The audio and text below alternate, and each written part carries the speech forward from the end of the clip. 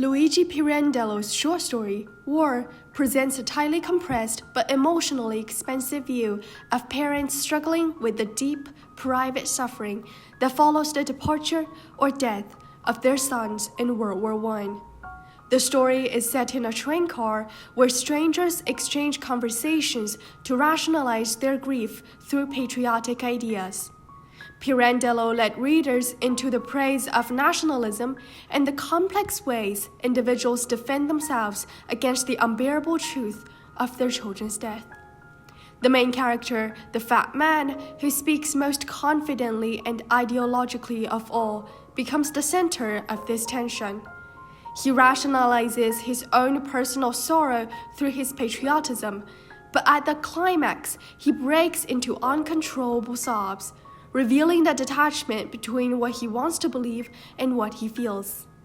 The author examines the complex cognitive dissonance between one's patriotism and the grief of war through the characters' turbulent emotional state as they grapple with the loss of their children.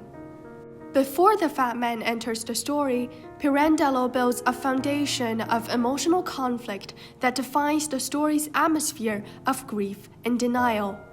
A sobbing woman was first introduced.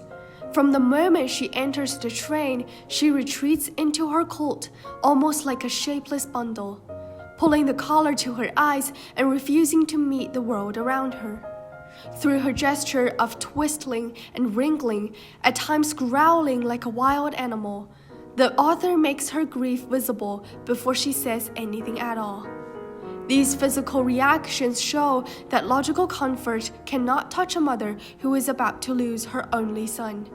She becomes the emotional baseline of the story, establishing the raw emotional expression and the gap that the fat man will later try to close.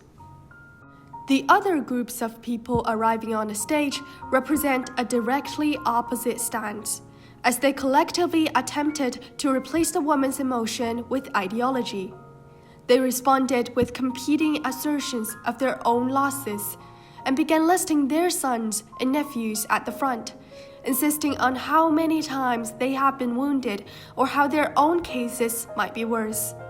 Their claim that our children do not belong to us, they belong to the country, becomes a shared point of view that offers temporary stability. Together, the grieving woman and those rationalizing passengers created the emotional and ideological tension of the train car. They represent two poles, raw emotion and forced patriotism, which must be merged for the group to feel unified. The fat man emerges as the character determined to close this gap. His statements represent the most extreme version of patriotic logic, but they also attempt to gather the scattered emotions in a carriage into a single, orderly view. He claims that young men die inflamed and happy, that parents do not give life for their own benefit, and that mourning becomes unnecessary. Here, the fat man is a symbol of patriotic ideology. His words put personal feelings completely under patriotic duty and create a way of thinking to explain personal grief.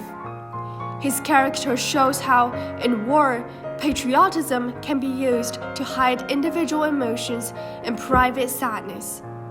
For a moment, he appears to succeed. Other passengers immediately repeat his words and say, quite so, as his confidence comforts them. At the climax of their conversation, the fat man's language is so persuasive that even the grieving woman seems to be drawn into it. She then asks a single, simple question. Then, is your son really dead? Which became the turning point of the story. Her innocence cuts directly through the shared illusion, and Pirandello slows the crowd's reaction to capture the shock of it. Everyone stared at her. The fat man, too, turned to look at her, fixing his great, bulging, horribly watery light gray eyes deep in her face. Pirandello repeats that he looked and looked at her, which emphasizes how the question forces him to confront something he has been avoiding. The realization that his son was really dead, gone forever, breaks through his rationals. He snatched a handkerchief and began to sob in a way described as harrowing, heartbreaking, uncontrollable. The fat man's final sobs bring the story's emotional conflict to an end. Pirandello shows his breakdown as a moment of delayed understanding. The fat man's love for his son has been there all along, hidden under words meant to control it. What makes this scene so powerful is not only his collapse, but the silence that follows it. The train car, once full of voices to explain away pain, now falls still. This silence is Pirandello's final argument, that as the emotions are revealed, there is no turning back to the previous ideologies. The fat man's cry is what strips everyone of their patriotic emotions. The story ends at the moment of this rupture. There is no return and no attempt to rebuild the illusion that had kept the group steady. As we look back, the train car becomes a small stage on which each passenger performs a role. The one man plays the suffering mother, the others play the dutiful citizens, and the fat man plays the voice of reason.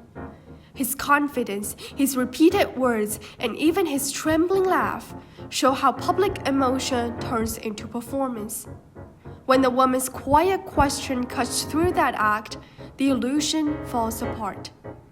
Pirandello uses his emotional collapse to show how such contradictions cannot be sustained, either within a single person or within a society trying to justify its losses.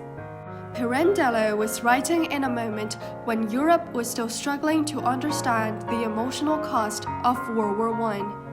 Italy has lost hundreds of thousands of young men, and public life was filled with speeches that praised sacrifice while private families lived within silence.